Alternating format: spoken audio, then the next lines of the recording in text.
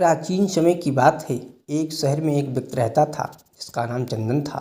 वह अपनी पत्नी और दो लड़का और दो लड़की के साथ रहता था और वह किसी छोटे मोटे प्लांट में काम किया करता था।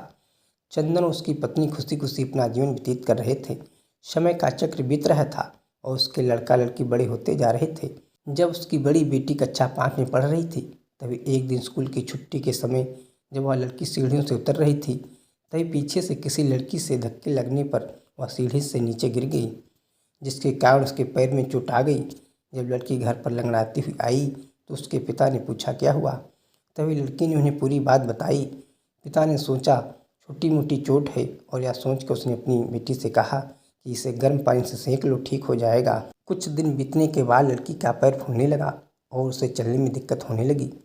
तभी उसके पिता ने कुछ लोगों की बात सुनकर किसी एक ओझा के पास ले गए, जबकि उसे कुछ नहीं आता था और वह पैर ठीक नहीं कर पाया।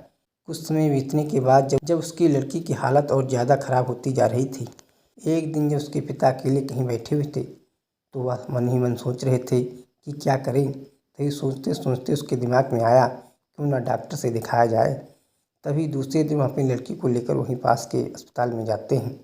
डॉक्टर जब लड़की को देखता है तो लड़की के पिता से कहता है कि जल्द इसका ऑपरेशन करना होगा, क्योंकि इस लड़की के पैर में बहुत बड़ा घाव हो चुका है, जिसके कारण लड़की का पैर भी काटना पड़ सकता है। पिता डॉक्टर से पूछता है कि ऑपरेशन में कितने पैसे लगेंगे।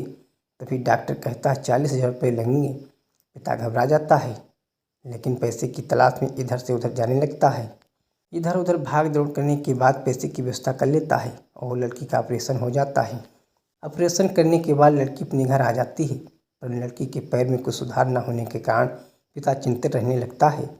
इसी तरह 4 साल बीत जाता है तथा पैर में लाख लाख रुपए लगने के बाद भी लड़की का पैर ठीक नहीं होता है, जिस कारण से पूरा परिवार दुखी रहने लगता है। कुछ समय बीतने के बाद लड़की का ब्याह हो गया और लड़की के जीवन में खुशहाली आ गई। पिता सोचता है कि अब सब कुछ ठीक हो गया है, संघर्षों का दौर खत्म हो गया, परंतु किस्मत को कुछ और ही मंजूर था। एक दिन जब वह बाजार जा रहा था, तभी पीछे से किसी ट्रक के द्वारा उसका एक्सीडेंट हो गया, जिसके कारण उसके शरीर में गंभीर चोट आई। चंदन 1 महीने तक बिस्तर पर ही रहा। 1 महीने के बाद ठीक होने पर वह सोचा कि अब सब कुछ ठीक हो जाएगा। तभी उसकी पत्नी का स्वास्थ्य खराब होने लगा और वह बीमार पड़ गई। यहाँ वहाँ छोटे डॉक्टरों को दिखाने के बाद तबीयत और बिगड़ गई, जिसके कारण उन्हें वाराणसी के बीचू अस्पताल में ले जाना पड़ा। वहाँ जाकर पता चला कि उसकी पत्नी के पेट में गंभीर बीमारी हो गई है।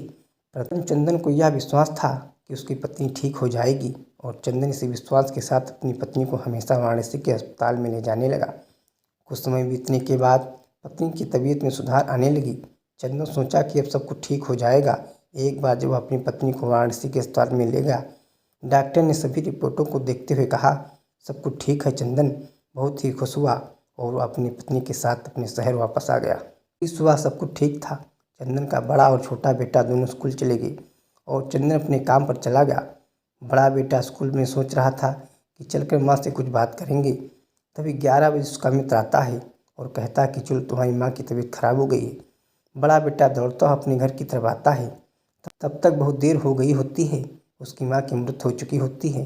बेटा माँ को देखते ही फूट फूट कर रोने लगता है और अपनी माँ का अंतिम संस्कार करता है। 1 साल तक पूरा परिवार दुखी रहता है। कुछ समय बीतने के बाद दुखों के बादल छट जाते हैं और चंदन अपने लड़का और लड़की के साथ सुखमय जीवन बिताने लगता है। आज उसका परिवार खुशी खुशी जीवन जी रहा है। दोस्तों, जीवन में सुख और दुख दिन और रात की तरह होते हैं, जो कभी स्थायी नहीं रहते। इसलिए दुख के समय में कभी हिम्मत नहीं आना चाहिए तथा सुख के समय कभी अहंकार नहीं करना चाहिए। इसलिए कहा गया है जीवन का दूसरा नाम संघर्ष है।